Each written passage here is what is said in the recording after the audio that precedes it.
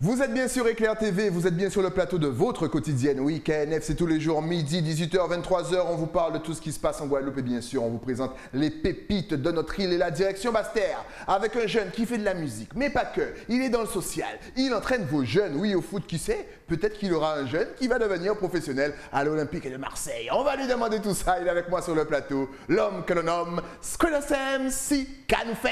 Boum, boum, boum. Ben ça va, tranquille, hein? Tranquille. Bien installé? Toujours avec toi. Avec le swag, les gars. On n'a pas le Ça, choix. c'est la classe à la bastérienne. Oh là là là là là là, il est venu, il fait mal à tout le monde. On n'a pas le choix. Steli nous invite. Faut être à la hauteur. Ah, ça me fait plaisir de te recevoir. On a tellement de choses à voir avec toi. Donc, tout d'abord, musicalement parlant, Squiddos, tu étais déjà venu à l'époque nous faire ton Music News. Oui. Peux-tu donc nous rappeler, pour celles et ceux qui n'ont pas vu, pourquoi Squiddos? Est-ce que c'est parce que tu es toujours en scred? Ouais, c'est ça, hein, c'est ça. C'est Squiddos, c'est parce que bon, j'essaye de, comme on dit, d'avoir plusieurs étiquettes, mais toujours rester, on va dire en scred, mais pas trop en scred parce que Ouais, pas trop en scred, parce qu'en plus, tu passes à la télé. Maintenant, Donc, j'ai envie de te dire que tu passes. Ça a commencé en scred et au final, eh ben, c'est plus en scred, quoi. Et ça explose. Alors, comment vis-tu justement cette période où on ne peut plus trop faire ce qu'on aime, il n'y a plus de concerts pour vous, il y a surtout. Toi, tu aimais bien organiser des trucs sur la Basse-Terre, que ce soit à l'auditorium, que ce soit en plein air, tu aimais bien organiser des concerts avec toute l'armada bastérienne. Comment vous vivez ça actuellement? Est-ce que là, vous êtes en stand-by ou est-ce que vous préparez déjà l'après? Ben justement, ça a son bon côté, mais aussi le mauvais côté. Après, on va rester sur du positif parce que bon, c'est la santé avant tout. Sans la santé, on ne peut rien faire. Malheureusement. Donc, autant le prendre comme ça vient. Mais ça a permis aussi de réfléchir et de préparer des choses. Et ça a permis aussi de souder certaines équipes. Donc là, quand ça va repartir à la normale, on pourra partir directement avec de grosses bombes. Ah, c'est excellent ça. Justement, comme je le disais en intro, et on peut le voir en double écran, tu as organisé pas mal de choses, de concerts, d'événements qui rallient toutes les générations. C'est-à-dire que c'est vraiment pas fermé, genre aux jeunes. C'est-à-dire que tu tiens vraiment à ce que toute la population, les anciens, les futurs anciens et les plus jeunes soient ensemble. Est-ce que ça a été difficile à mettre déjà en place tout ça à Basse-Terre? Te dire, allez, on va faire bouger Basse-Terre. Difficile, non, parce que bon, je suis entouré de personnes qui sont volontaires. J'ai une équipe, donc tout seul, on ne peut rien faire, ça c'est clair. Après, il faut avoir aussi l'apport de la municipalité pour pouvoir nous accompagner, nous aider. Mais les idées, les projets, tout, ça vient vraiment en équipe. Hein. C'est avec un groupe d'amis, en délire. Puis boum, on dit, on nous fait ça. Et puis par contre, dès qu'on décide de faire quelque chose, on doit le faire et on le fait. Ah, ça c'est bien ça. C'est ça. Donc après, je ne suis jamais seul, peu importe la manifestation, peu importe l'association, j'essaie toujours de m'encadrer de personnes déjà volontaires et qui aiment, bosser sans limite, sans limite. Après, toujours avec la joie de vivre, parce qu'après, ça va tellement vite maintenant. Ouais, c'est clair. Donc, on essaie de prendre le pied. Et la chance que j'ai, c'est que je sors quand même de famille et d'amis qui sont habitués au monde associatif. Donc, j'essaie de prendre le relais, d'avoir une continuité. Ça ne te manque pas justement tout ça, le fait de avoir en double écran tout ça, toi devant un public, le public qui connaît tes sons par cœur. Ah, est-ce que ça te fait un petit piquement, un petit pincement au cœur de voir que maintenant, limite, tu ne peux plus chanter devant des gens. Tu es obligé de chanter limite sur YouTube, enregistré, et puis allez, le live se fait sur Internet. Ouais, c'est clair, mais bon, on est obligé de faire avec. Hein. Est-ce que tu en profites pour écrire des sons? Oui, j'en profite. Parce qu'on va le dire après, tu fais encore beaucoup de choses à côté. Est-ce qu'il y a encore de la place pour la musique pour toi? Ben justement, c'était compliqué d'avoir de la place pour la musique, mais après, j'ai quand même eu, on va dire, certains fans qui disent que ouais, faut pas lâcher, parce que bon, les messages que tu envoies, on se sert des messages pour pouvoir évoluer et avancer, donc continue parce que si ce que de pas la grande, ils sont nous pas contents. Donc à chaque fois, j'essaie de trouver une place et de glisser un petit son, quoi. Justement, tu fais partie, parce que tu es jeune, mais tu fais partie des gens qui ont été là depuis très très très longtemps et très jeune. Donc tu as encore, je dirais pas le reste, mais voilà, cette école de musique consciente, c'est-à-dire avec des messages conscients. Est-ce que tu es conscient, encore une fois, on adore le mot conscient ici, que tu es l'un, limite, des rares jeunes à vouloir faire passer des messages dans tes textes, limite à être engagé? Ben, après, ce que je peux te dire, c'est que je suis obligé. Hein. Je suis obligé. Obligé. Ouais, parce fais que... musique pour faire musique, capable. Non, mais par rapport à ce que je côtoie Ouais. et par rapport à mon entourage, que ce soit dans le milieu associatif, mais aussi le milieu professionnel Ouais. et éducatif, ben, je suis dans le droit de faire des musiques qui, on essaie de toucher à tout, mais le message reste important. Ok. Important pour toucher à tout, rester conscient. Et après, le confinement a permis aussi que, je ne sais pas si on s'est rendu compte, que les musiques conscientes aujourd'hui, ben, c'est eux qui prennent leur place. Mais tu as vu, parce qu'on a l'impression justement que le public a plus de temps pour se poser Ouais, et c'est ça. écouter vos lyrics. C'est ça. Donc, est-ce que finalement, c'est pas un retour à la musique C'est concept ça. comme dans les années 2000? Mais là, il n'y a plus de festivités. Voilà. Donc là, on est obligé d'écouter le On est message. obligé d'écouter le message. Et au niveau, au niveau du message conscient, ben, ça fait partie des faits d'actualité. Ouais. Hein. La crise sanitaire, tout ça, ben, c'est là qu'on voit qu'on a un passage à vide, Exact. mais que nous sommes rien, quoi. On est juste de passage, et voilà. Et attention, on ne critique pas les sons festifs, au contraire, nous aimons ça. Oui, Pour ça, nous aimons ça. Mais nous, on veut de tout, parce qu'on aime bouffer de la musique. Mais on en fait aussi. Voilà, Parce que c'est ça. je suis dans le milieu du carnaval, on touche à tout, Ouais. on fait des manifestations. Donc, dans les manifestations, tu as un plateau artistique, eh bien, il faut faire plaisir à tout le monde. Ouais. C'est ça aussi le but. Donc, non, on a besoin de tout le monde pour avancer. Hein. On n'est pas limité, bien au contraire. Okay. Après, bon, moi, je me suis, on va dire, là, j'amène la raison aussi. Ouais. Donc, je me suis peut-être cadré maintenant sur un style musical, mais sinon, avant, je touchais un peu plus à tout. Juste, Après, bon, c'est pas limité. Là, s'il y a un projet pour demain avec un artiste bouillon Soca, ben on va lancer. Hein, Oui, lui, il touche à tout. Justement, C'est là. tu as fait un featuring dernièrement avec l'homme Walton. Est-ce que la connexion a été facile? Comment s'est passée cette connexion, justement? Ben, la connexion avec Walton, on va pas dire facile, Ouais. mais on va dire que ça devait se faire. Ok, donc une Ouais. connexion logique. Une connexion logique, c'est parti ben, justement des actions. Ouais. Ils font beaucoup d'actions sur BMAO Exact. avec les personnes défavorisées et tout ça. Ouais. Et on lui a dit, pour mais non, Boukbastel là aussi, là, Squedos, Watton sont amitiés. Il a dit que, ouais, on connaît amitié de nom, mais bon, pas plus ou moins proche. Ouais. Et après, on a fait le rapprochement par rapport à des amis et tout, dans le quartier. Et ça a donné ce que ça a donné. Je l'ai invité en studio à Bastère. Il est descendu à Bastère. Après, ben, il est venu avec des amis qui m'ont dit, mais on connaît le grand frère, tout ça. Et puis voilà, la connexion est passée et ça a donné le son Malade, où on parle vraiment ben, de ce qui se passe actuellement Ouais. et des personnes du monde de la rue, quoi. Voilà, donc franchement, allez sur YouTube encore une fois, vous cliquez le nom Walton Squedos, le clip justement est en double écran juste là sur vos écrans. Donc si vous voulez entendre la musique, n'hésitez pas, vous allez sur son Facebook, sur son Twitter, vous likez, vous partagez, c'est force à payer là. Alors comme on l'a dit tout à l'heure, tu fais énormément de choses. Avant de passer au côté sportif, on va rester un petit peu dans le côté musical. Effectivement, tu l'as dit très bien. Tu participes au carnaval. Il est dans un groupe, il joue comme personne. Tous les dimanches, il est dehors pendant toute la semaine. Là, ça t'a fait quoi de commencer une année sans carnaval? Tu as dû te dire, mais attends, on n'a pas encore changé d'année, c'est pas possible, cette année n'existe pas. Ouais. Parle-nous un petit peu, vision de carnaval. C'est vrai que ça fait bizarre. Ouais. Ça fait bizarre parce que bon, le carnaval, c'est depuis l'enfance. Hein. Nos parents, mon père a été président de groupe. Donc, pour moi, c'est une phase obligatoire dans le calendrier. Et là, ben, pas de carnaval. C'est la première fois que tu vis ça? Parce que je crois que la dernière fois que la Guadeloupe n'a pas eu de carnaval, ça date d'il y a super longtemps. Ah ouais. Est-ce que c'est la première fois que Moi, toi tu c'est- le vis? Est-ce que ton père, est-ce que dans ta famille, il l'avait déjà vécu? Non, c'est la première fois. Ah ouais, première fois. Vous avez vu sa réaction? Ah ouais, mais que s'est-il passé? Attends. Même quand mon père n'était plus dans le groupe, Ouais, il venait nous aider parce que c'est le carnaval, pour lui c'est Exact. normal. Il doit arrêter tout ce qu'il fait ouais. pour venir dans un groupe de carnaval, même si c'est pour nous aider pour un décor ou pour un truc. Ça te démange, tu dois venir, tu vois, c'est ça. Mais là, sans carnaval, compliqué. Hein.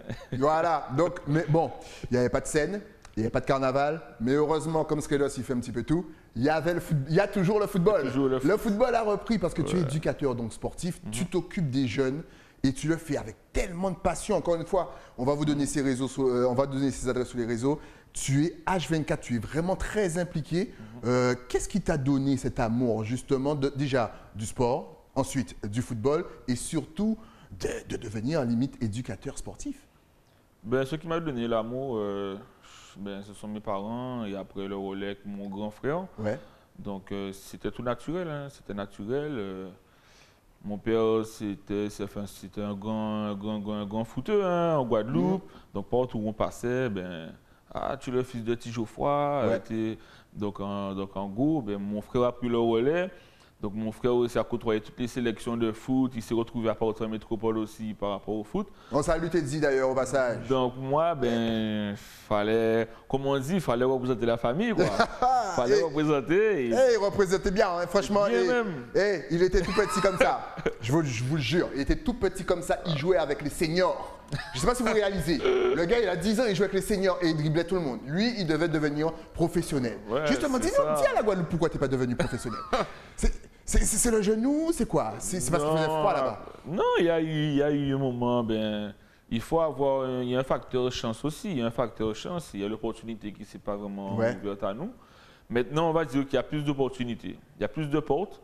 Avec les réseaux, avec les vidéos, YouTube, ça va un peu plus vite. Mais avant, on n'avait pas cette chance. Même toi aussi, hein, on s'est connus sous les terrains. Donc toi, tu étais plus ou moins avec mon grand frère. Mais maintenant, il y a plus d'opportunités et c'est ce chemin ben, qui m'a permis de dire, bon voilà, moi, je n'ai pas réussi dans le monde pro.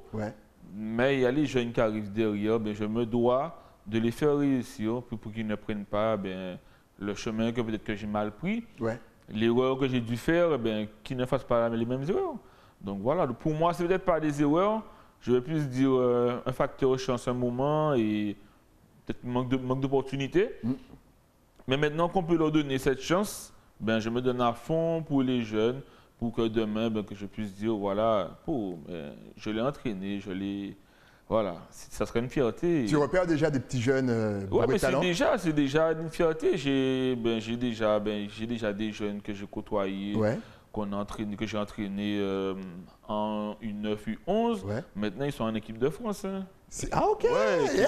Envoyez vos gosses! Oui, ils sont en équipe de France. Ils côtoient déjà le haut niveau. D'accord.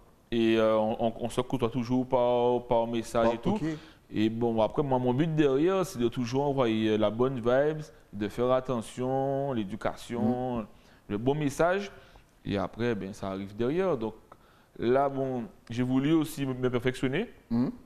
Donc j'ai passé mes diplômes et tout. Donc là, j'ai l'opportunité d'entraîner les seniors. Donc je suis entraîneur adjoint de l'équipe senior de la Gauloise avec M. Vadimon. Donc, comme on dit, ça va vite. Hein? Ben, M. Vadimon m'a entraîné. C'est fou ça! J'avais 13 ans, 14 ans et maintenant, ben, je suis entraîneur avec lui. Donc, c'est du bonus.